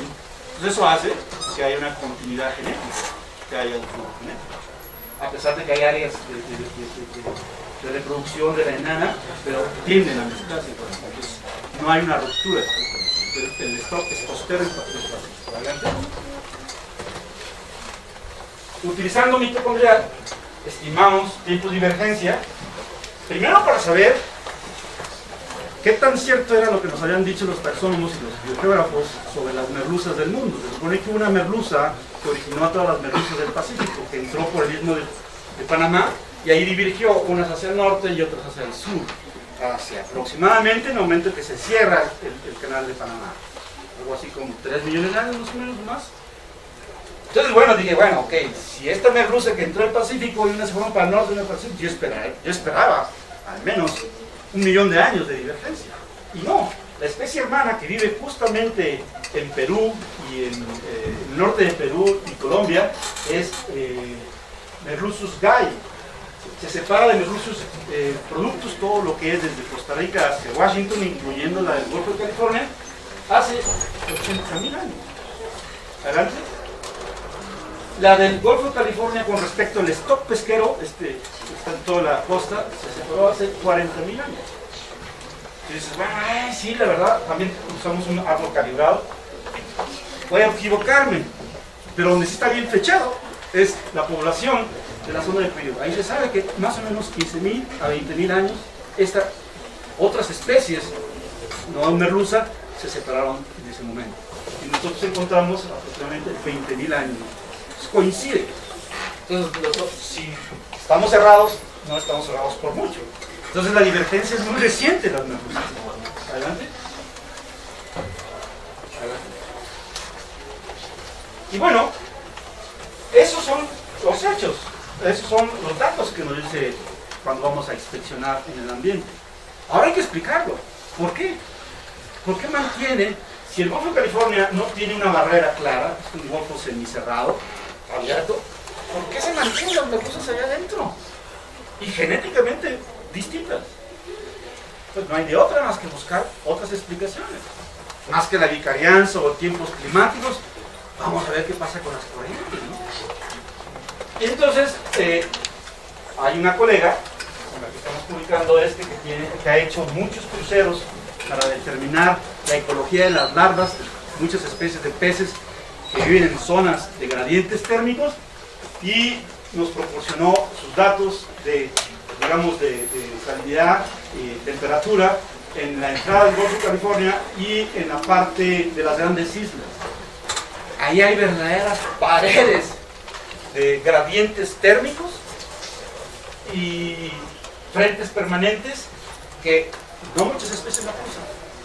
Pero si tú conoces la dinámica de circulación del Alto Golfo, hay circulación hacia las manecillas de reloj y circulación en otra época del año, al contrario de las manecillas de reloj. Y eso hace que si la merluza del Alto Golfo aquí se reproduce, cuando se reproduce las larvas no salen por estos giros. Y además con estos frentes no va a pasar. Pues ahí está explicando parte de los datos. No hicimos eso en la zona del cuello porque no teníamos un barco que hiciera lo mismo que hicimos acá. Pero entonces usamos un concepto que se llama Seascape Genetics, que nos permite explicar mediante variables ambientales que tanto explica la divergencia genética observada. Costero, Golfo de Pello y zona y Alto Golfo. Adelante. ¿Qué fue lo que hicimos? Bueno, esto lo vimos con datos oceanográficos y esto lo vimos con modelación bayesiana para determinar las potenciales barreras. O sea, esto lo ves con datos genéticos y lo otro lo ves con datos oceanográficos. Coincide, en las áreas del Alto Golfo, de la entrada del Golfo de California y en el Alto Golfo, ahí hay barreras importantes. Y nos está diciendo la modelación bayesiana. Y cuando vemos los datos oceanográficos, coincide. Adelante. Este es un modelo lineal generalizado, análisis canónico de correspondencia, en donde analiza dos matrices de datos, matrices genéticas y matrices ambientales. Lo que hicimos, fuimos a la web, nos metimos a la NOAA y bajamos datos de clorofila, temperatura superficial, de noche y de día, turbidez, una serie de variables que bajamos y resultaron dos variables, la temperatura superficial y la clorofila, que explican este patrón de el stock pesquero, la sonda de Peugeot y el Golfo de California. explicar por qué resultó más complicado, pero prácticamente la relación que tienen estas dos variables está muy estrechamente relacionada con los upwellings. Los upwellings, alimentación, datos de heterogeneidad ambiental vía temperaturas coinciden con esto. Entonces la explicación más probable es que las variables ambientales y las corrientes oceanográficas son las que están modelando la estructura genética de estos peces. Nos ha llevado casi como 10 años tratar de explicar esto. El modelo que hacemos con las truchas, muy rápido porque ya me estoy pasando. Las truchas viven en esta región del país, adelante. Hay muchas truchas al norte y al sur de esta trucha. Esta trucha es la única que se conoce taxonómicamente, es Oncorhynchus chrysogastes. Se le llama trucha dorada mexicana y es la que todos los taxónomos en salmones los reconocen. Pero hay más, y esas no las estudiamos, pero hay más. Entonces, primero usamos modelación de nicho para poder determinar cuáles son las áreas más probables donde podemos encontrar trucha en todo lo que es de la cuenca del Fuerte, del Sinaloa y el Culiacán, que son las áreas donde se descubrió esta especie. Y lo rojo es en las áreas donde hay muy alta probabilidad de encontrar la especie. Y las variables que de alguna manera determinan ese patrón de distribución es la altitud. Todas las truchas están arriba de 2.600 metros sobre el nivel del mar, la precipitación en el mes más seco y la temperatura media del mes más cálido. Esas variables explican este patrón de distribución teórica modelada por el método de Nansen. Adelante.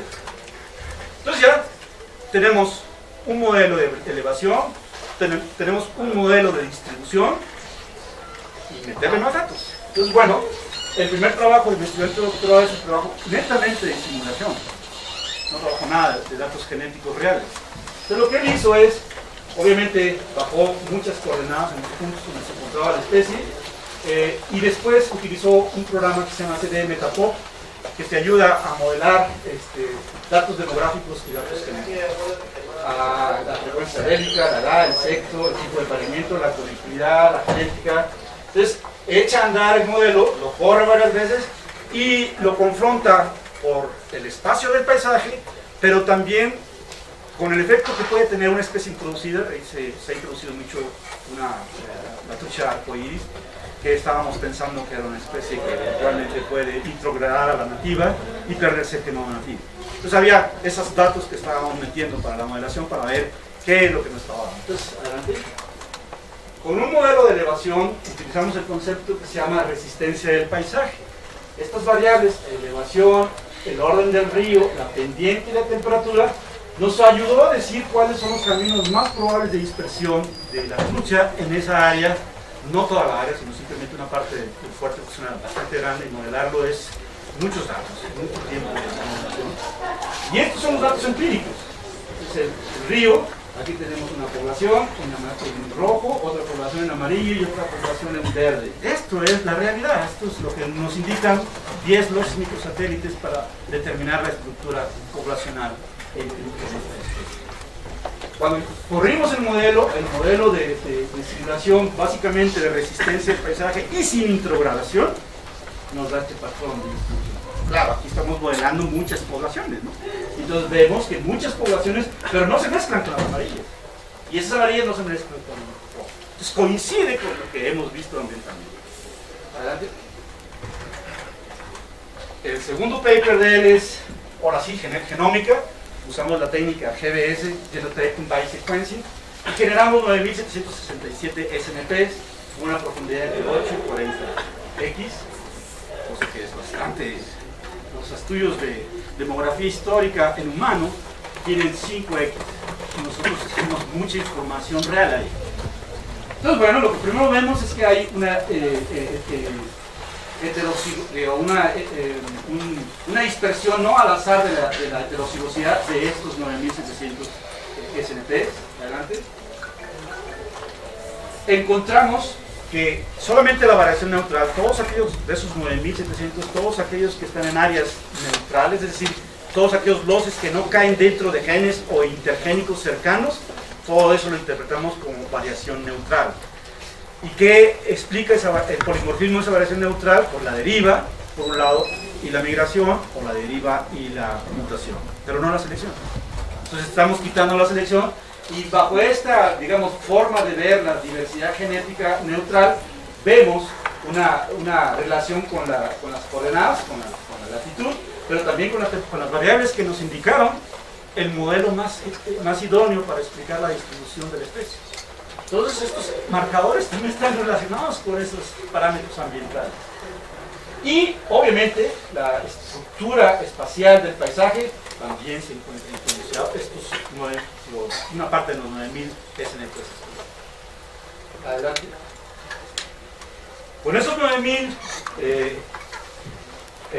SNPs vimos algo que ya no habíamos visto con los microsatélites. Con los microsatélites les había dicho que había 3 poblaciones.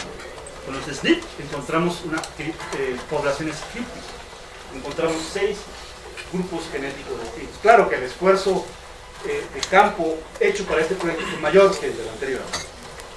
Y entonces vemos aquí la acuacultura. Y si ustedes ven, la acuacultura no tiene mucho efecto de introgradación. Si tenemos la señal genética azul y lo vemos aquí, pues quiere decir que sí, aquí hay algo del efecto de acuacultura, que hay efecto de acuacultura, pero en los otros grupos no hay efecto de acuacultura. Cosa que estábamos viendo con el trabajo de simulación. Que el mejor modelo que le apostamos era la resistencia del paisaje sin introgresión, es lo que nos daba la distribución de la diversidad genética con los microsatélites. Entonces, pues, no estamos tan lejos de la realidad y además estamos encontrando una diversidad genética previamente no observada hasta este momento. Y ya para terminar, ya no nos va a alcanzar más, adelante, la última. Todavía nos falta ver qué pasa con la variación adaptativa. Utilizando varias maneras, varios métodos, digamos, de variables ambientales, métodos de scan de genoma, tenemos nuestros SNPs y vamos hacia un genoma conocido y vamos a ver si nuestros SNPs están relacionados a un gen o no. Es un tipo de métodos. El otro método es asociación variables ambientales con genes. Entonces, bueno, encontramos con este método 289 SNPs que pueden ser catalogados como potenciales, variación adaptativa, y con este otro método 260 SNPs, de esos 9000 y fracción. Pero la mezcla de los dos métodos, que te da mayor probabilidad de estar seguro que esos están sujetos a variación ambiental, 18 SNPs.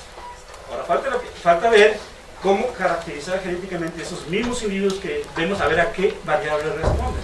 Y quizás uno de esos SNPs que están relacionados, sabemos a qué genes están relacionados, puedan estar respondiendo a esta heterogeneidad ambiental que estamos observando. Y bueno, no me queda más que la última. Darles las gracias, invitarlos a que si están interesados en estos temas, sobre todo parte de simulación, vengan al SIGNOR y trabajemos juntos. Gracias.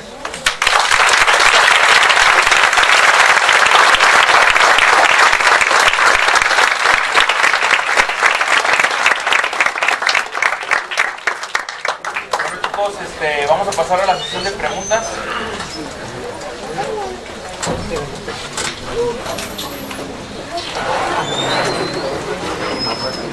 No tengan miedo.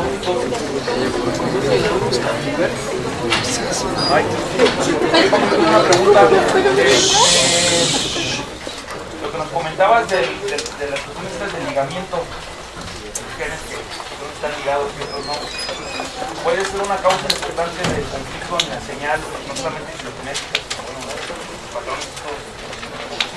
Sí, cada vez nos damos cuenta que cuando nosotros analizamos árboles filogenéticos con recombinación, explican muy bien estas configuraciones, grupos, pero el problema de utilizar los cisligados es que necesitas saber que estén ligados. Y no hay más que de dos sopas para poder saber si están ligados. Una, hacer estudios con papá, mamá y descendencia, comparar un microsatélite con otro y ver si recombinan de manera distinta. Y así los 97.000, los 9.000 SNPs. De esos, ¿cuáles están ligados? Ya forman grupos de ligamiento. Que no sabes dónde están el cromosoma, pero sabes que están de alguna manera segregándose juntos. Haciendo filogenia con estos grupos ligados, la señal se te aumenta enormemente. Porque resulta que los que están haciendo filogenia con datos genómicos, o que están haciendo árboles filogenéticos con árboles genómicos que no tienen el concepto de haplotipo, pero no el haplotipo del ADN mitocondrial, sino el haplotipo nuclear, esto que te estoy diciendo, los ligados, hace que aumente de manera enorme las precisiones de cientodivergencia, de daños de observación, índice de migración, etc. Entonces, pues, si decía que los que están haciendo esto no hacen grupos de ligamiento y hacen estadística de resumen. Es decir, de esos 9000 SNPs, si yo calculo una distancia genética entre grupos de individuos, de poblaciones, ya no estoy teniendo una señal filogenética, simplemente estoy teniendo una señal genética para poder armar un árbol de sonido. Pero no tiene señal, no tiene señal de ancestro descendente. Mientras que los haplotipos sí, porque vas a saber dónde está la mutación. Si este haplotipo ancestral dio origen a este otro haplotipo y vas a saber en qué punto caliente de mutación se dio. Entonces estás analizando homólogos. Mientras que las distancias no, las distancias es simplemente el grado de similitud que tengas y el algoritmo de reconstrucción filogenética que usas. Entonces, bueno, lamentablemente para no todas las especies se tienen idea del tipo de ligamiento. Decía que había dos métodos, el método largo, que ustedes lo pueden hacer con los modelos, agarrarse mamá, papá, y ver qué pasa en los descendientes, caracterizar genéticamente a cada uno de esos con todos los losis que vayan ustedes a estudiar, y entonces van a ver cuáles se segregan juntos y van a formar grupos de ligamentos. Son metodologías estándar largas, pero son estandarizadas. Y la otra, pues es, la idea es que tengamos un genoma de referencia en el Gene Bank, y esos 9700 losis que yo tengo, ir viendo en dónde se acomodan. Y aquellos que están más relacionados, pues digo, bueno, hay probabilidad que estén ligados. No tenemos, si el genoma está completo, puedo tener idea de la distancia en nucleótidos. Y entonces puedo decir, ¿sabes qué? La probabilidad que entrecrucen es alta o baja, y entonces ya puedo yo formar el grupo de ligamentos. Es un poco, digamos, más sencillo, pero necesitas tener un genoma de referencia en el Gene Bank. Te digo, la capacidad de generar datos, sobre todo señales filogenéticas. De hecho, todo lo que hemos visto, no sé si por ahí alguien ha seguido la evolución del hombre y las cosas nuevas que han surgido con la genómica. El hecho de, no sé si han escuchado el denisovano, una especie nueva que se acaba de describir en Rusia, solamente conocida por un dedito y una muelita. Hicieron genómica y resultó ser una especie distinta que hibridó con la especie humana. Y entonces han hecho estudios genómicos y la manera de comparar es justamente esto. No lo hacen con estadísticas resúmenes, lo hacen con grupos de ligamiento. Y empiezan a ver cómo se integraron, qué puntos fueron los que también en Nardertal, no sé si por ahí han escuchado, esto ya sale muy popular, que esta capacidad de hacernos gordos y la asimilación de grasas se la debemos al genoma de los neandertalenses. No, en serio, yo no lo estoy diciendo con broma, es lo que la investigación científica nos ha dicho hasta este momento usando análisis genómicos. Y nuevamente, eso lo sabemos con análisis de grupos de ligamentos. Entonces, echarle un lente a la metodología que han hecho para humanos, para interpretar la evolución del humano, y hay otra especie que cada vez se están descubriendo más especies con las que supuestamente nuestro genoma ha integrado a lo largo de nuestra evolución, se hacen con ese.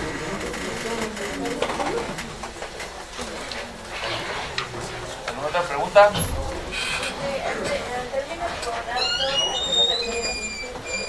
Porque me gustó más esa explicación. Se coincide nada más, pero digamos, si yo puedo plantear otras hipótesis alternativas, hay la posibilidad que tenga otra explicación. Pero cuando lo hago así nomás es porque coincidió y no presento pruebas de esa es un término muy usado por los filósofos.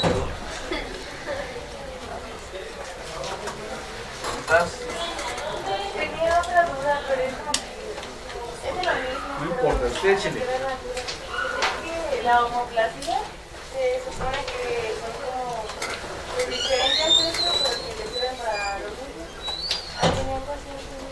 Sí, la homoplasia es un juego de palabras que puede interpretarse de manera distinta. Por ejemplo, viéndolo desde el punto de vista macroscópico, por ejemplo, los buitres americanos. El proceso de convergencia hizo que los taxones se equivocaran y los clasificaron dentro de los falcónicos por la forma carroñera y porque todos los buitres europeos y africanos sí son falcónicos. Pero cuando se utilizaron métodos moleculares se dieron cuenta que no eran falcónicos, que eran ciconiformes, parientes de las cigüeñas. Y entonces ahora sabemos que todos, bueno, una gran parte de los buitres americanos son así. Eso se llama homoplasia también. Pero en el caso de macromoleculares se debe, por ejemplo, en el caso de los microsatélites, no sé si hay observado, lo que nosotros observamos son tallas de fragmentos amplificados. Un microsatélite que caracterizamos en mi genoma, en algún cromosoma puede ser 150, que viene de mi padre, y 160 que viene de mi madre. Ese es mi genoma. Pero lo que yo veo son tallas alénicas. No veo la secuencia. Entonces, si yo considero que esos alelos, 150 y 160, digamos, por ejemplo, para el mismo locus, tú tienes 160 y 163. ¿Qué probabilidad que tu 160 es exactamente el mismo que el que yo tengo? Bueno, si no sabemos más que la talla, decimos que es lo mismo. Pero si lo secuenciamos y resulta que hay una mutación, eso es homoplasia. No estoy viendo esa diferencia. Es un problema metodológico. ¿Sí? ¿Alguna otra pregunta, chicos? Espero que alguno se anime a venir a la baja. Es muy bonito además.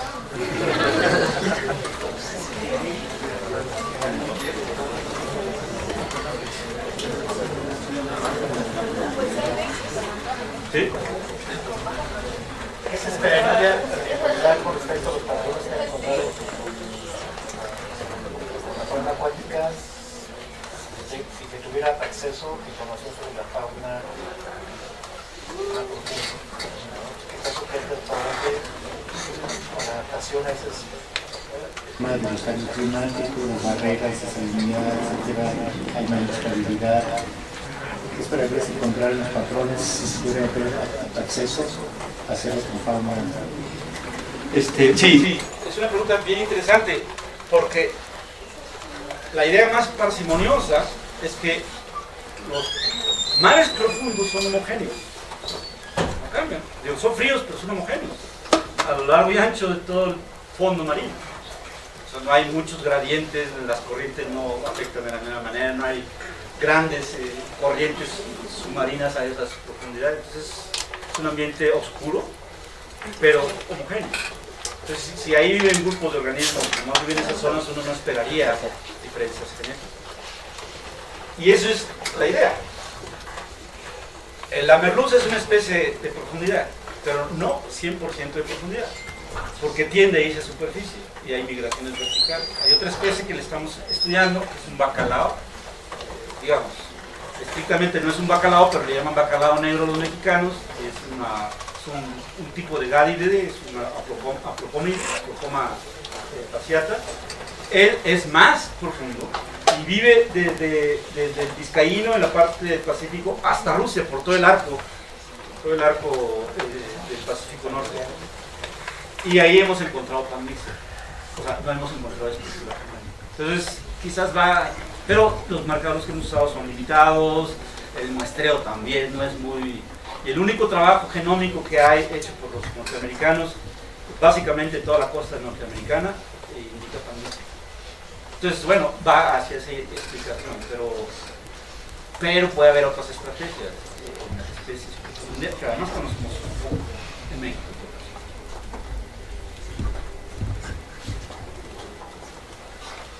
¿No hay otras preguntas? Paco, ¿nos podrías comentar o darnos tu opinión? La mayor parte de lo que haces es ciencia básica, ¿sí? Y ya lo comentábamos ayer, ¿no? Que actualmente hay, o se percibe una crisis en el país, bueno, muchas crisis. Una de ellas Aquí hay una. Pero a lo mejor muchos no lo saben, pero actualmente el apoyo para la ciencia, en particular para la ciencia básica, va disminuyendo. Esto va disminuyendo pues en dineros para hacer los proyectos, en becas para los estudiantes y muchas otras cosas que, bueno, al final de cuentas pues, nos van a afectar. No sé, Paco, a lo mejor algún comentario tú o tú cómo lo has percibido, qué futuro, esperamos que en 2018 cambie todo, ¿no? Pero qué futuro vislumbras tú en cuanto a esta cada vez creciente esta tendencia a apoyos a ciencia aplicada y por el otro lado disminuir el apoyo a ciencia básica? Es una pregunta complicada, ¿no? Y lo que se me viene a la mente rápido y para ser lo más honesto e imparcial posible es que también depende de quién dirija el CONACYT. Ahorita hay un grupo, los que dirigen el CONACYT es un grupo tecnócrata, básicamente politécnico, en donde la ciencia para ellos es aplicada y donde hay una presión por parte de los diputados, donde el dinero de los mexicanos debe ir a algo que les sirva a los mexicanos. Bajo esa filosofía es lo que ha cambiado mucho las políticas de ciencia y tecnología. Lo digo porque yo soy en un centro CONACYT. En un centro CONACYT en donde lo que yo hago, pues sí es el investigador, es mi 3, pero ciencia que hace. Y todos están, por ejemplo, les voy a dar un ejemplo de la merluza. Hay un investigador que trabaja la merluza, pero trabaja la transformación del alimento. Es decir, agarra merluza, que es la zona del Pacífico de la península, y ya sabe cómo procesarla e incluso ya vende las latas a las gentes con bajos recursos. Entonces está generando todo un mercado para poder tener una demanda. Y está bien, porque eso se paga, eso el CONACYT lo paga, porque es ciencia aplicada. Están ayudando a la población, dándoles un alimento rico en proteínas y bajo precio, y están haciendo todo el estudio analítico de mercado para darles ese acceso. Muy bonito. Pero lo que se descuida es que las poblaciones naturales no están evaluadas. No sabemos cuál es el máximo rendimiento sostenido para que permita una demanda que ellos ya están generando. Entonces, si lo deslindas del conocimiento objetivo, básico de cuántos abastecimientos de biomasa tienes, pues a lo mejor eso vas a tener que calmarlo, ¿no? Y en el caso del Golfo de California, la merluza del Golfo de California es una merluza cerrada, digo, pues ya sabemos que genéticamente es única y no hay los abastecimientos como las merluzas que hay en el Pacífico del lado de Estados Unidos. Entonces ahí si hacemos una explotación masiva, simplemente vamos a extinguir el recurso. Entonces bueno, es un ejemplo de que lo que brilla parece ser bonito, ¿no? El mismo aguacate, todo lo que se ha aportado para la investigación del aguacate está muy bien, pero ¿qué estamos perdiendo? Estamos perdiendo ecosistemas. Bueno, ustedes saben lo que ustedes son Michoacán. Toda esa estabilidad climática que daban los pinos y bosques de encino, pues ya no lo tenemos. Y no lo puede dar el aguacate porque tiene otro tipo de relaciones atmosféricas con el ambiente. Entonces, bueno, perdemos de hilo la parte básica que debemos de entender y al rato el ambiente nos cobra la factura. Y no nomás es eso, hay muchos ejemplos. Cualquier área del conocimiento, el turismo desmedido, la gente que vende los terrenos, la fragmentación que hace a los ecosistemas, genera un montón de problemas. Entonces, bueno, yo estoy a favor de la ciencia y no le llamo de una u otra. Aquellos que le llaman así es porque sienten que por ahí hay más sosiego por parte de la sociedad. De decir, bueno, estoy invirtiendo mi dinero para que finalmente yo pueda comer, o yo pueda tomar, o yo pueda irme a tomarme las vacaciones. Pero es engañoso. Y eso es culpa nuestra. Los que hacemos ciencia no difundimos ese tipo de cosas. También les puedo platicar lo de la vaquita marina. Digo, no en términos genéticos, sino en términos de manejo pesquero. O sea, antes de que se viniera todo el problema de protección de la vaquita marina, el gobierno de México compró redes para especializar la pesca de camarón de los que pescaban en el Alto Golfo. Y ya, pues ya era más eficiente, estaban pescando más, qué bonito. Pero los ambientalistas norteamericanos empezaron a ver que había una especie en peligro de extinción y que estaban haciendo una sobrepesca y en la área núcleo estaban pescando vaquita marina. Y no pasó más de un año que el gobierno de México, así como les dio las redes, ahora digo, ¿sabes qué? Te las compro para que dejes de pescar. Con lo que te voy a dar, haz negocios distintos, pero ya no me pesques en la zona. O sea, hubo una mala administración, muy mala administración, porque desconocíamos o desconocemos la dinámica ecológica del Alto Golfo, que es muy complicada. Y no solamente eso, sino viene gente como el actor DiCaprio a presionarnos. Sí, a presionarnos a los mexicanos. Y dice, bueno, es que el gobierno de México no ha hecho nada para la protección. Y es cierto, no ha hecho nada. Pero le da la idea de traer un grupo experto multinacional para agarrar algunas vaquitas que están en el medio ambiente y tratar de localizarlas en áreas posibles. Las que agarraron, que fueron 3, las buscaron. Entonces, no sabemos ni siquiera cómo tratar a una especie en peligro de extinción porque no hay datos biológicos que te permiten hacer ese trabajo.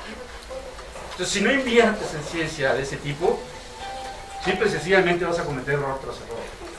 Entonces, yo creo que somos nosotros, aquellos que les gusta la difusión de la ciencia, que piensen en ese tipo de cosas, tratar de echar a andar a la sociedad y decir, es que sí, esto es importante, vean lo que está pasando en ciudades como Monterrey, Guadalajara, la Ciudad de México, la nata de contaminación. ¿Y por qué?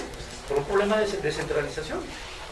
El día que lo descentralices, a lo mejor eso va a cambiar, pero como estamos muy a gusto viviendo en la Ciudad de México y teniendo dinero, y pues eso genera esos excesos. Y además tenemos el narco que tampoco deja administrar las cosas. Y eso es generalizado en todo el país.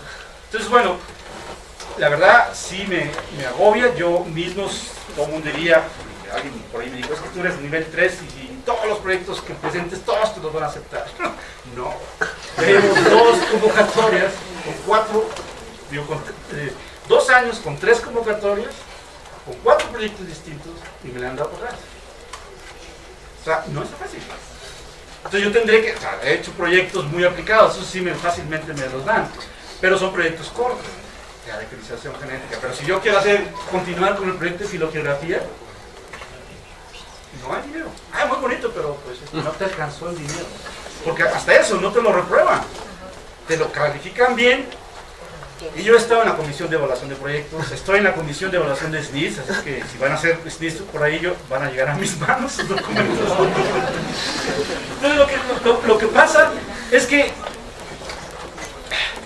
digamos, hay muchos proyectos muy buenos y empiezan a clasificarlos. Bueno, lo que son 100 son 100, pero son 100 de 100. Y luego son 99.99, otros 100 de 99.99. Y 99.98 es otros 100. Ya aunque tú tengas 99.97 ya no alcanzó el dinero porque el presupuesto se acabó. Entonces son proyectos buenos, pero no hay recursos financieros que los puedan aprobar. Y ahí tenemos una lógica con lo que está pasando en el gasto de las universidades. ¿Qué te puedo decir? Bueno, chicos, si ya no hay preguntas, pues damos las gracias.